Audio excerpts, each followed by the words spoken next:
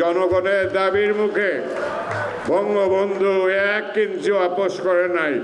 সে মৃত্যুকে আলিঙ্গন করছে বাংলার মানুষের স্বাধীনতার মুক্তির জন্য। তার কাছে দেশের মানুষের স্বাধীনতা এই মুক্তির যুদ্ধই ছিল বেশি। তারপর কি হলো, 22 তারিখে বঙ্গবন্ধুকে মুক্তি দেয়। এখন মুক্তি দিয়ে নেবে কেটা? ওখানে রাস্তায় তো মানুষ আর্মি দেখলে মারে। এই যে আপনার তখন ওই যে মেজর জেনারেল রাও ফরমানারি ছিল ব্রিগেডিয়ার এইখানে, সে কথা ঠিক আছে আমি কোনোভাবে নিয়ে বাসার সামনে যাই সারান দিই। এই রাও ফরমানারি আইসে বঙ্গবন্ধুর বাসার সারান দিয়ে উনি গাড়ি দিয়ে চলে যায়।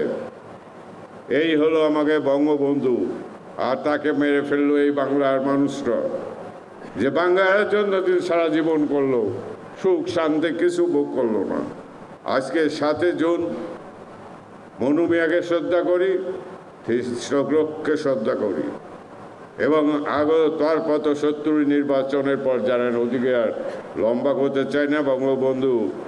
কিন্তু পূর্ব পাকিস্তানে অনেক নেতা আমাদের সমর্থন করে নাই বঙ্গবন্ধু। মৌলানা ভাসানী আর ওই মশিউর রহমান করছে কি, মশিউর রহমান বলে যে এলো সিএ টাকা দেওয়া হয়েছে, এই 6 দফার সিএ টাকা।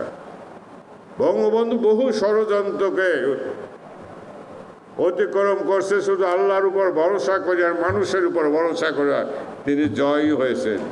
তাকে মারছে, কিন্তু বঙ্গবন্ধুর কোনোদিন মৃত্যু হবে না। যতদিন বাংলাদেশ থাকবে ততদিন বঙ্গবন্ধু বাংলার আকাশ বাতাস মানুষের মনে থাকবে। তাই আজকে আমাদের আওয়ামী লীগ নেতাদের বলি, আপনার একটু পড়াশোনা করেন, লেখাপড়া করেন, অতীত ইতিহাস দেখেন যে বঙ্গবন্ধু কি ত্যাগ করছে। তার ত্যাগের সমপরিমাণ করলে ইনশাল্লাহ আওয়ামী লীগ 1000 বছরেও ক্ষমতায় থাকবে। কেউ না, খালি ভোগের রাজনীতি করেন না, ত্যাগের রাজনীতি করেন। 7 জুনে আজকে হোক সেই প্রতিজ্ঞা, বঙ্গবন্ধুর আদর্শকে অনুসরণ করে আমরা মানুষকে ভালোবাসবো, ত্যাগ করব, ভোগ করব না। ইনশাআল্লাহ জননেত্রী শেখ হাসিনা যতদিন বেঁচে থাকবে ততদিনই বাংলাদেশের প্রধানমন্ত্রী হবেন, আওয়ামী লীগও ক্ষমতা থাকবে।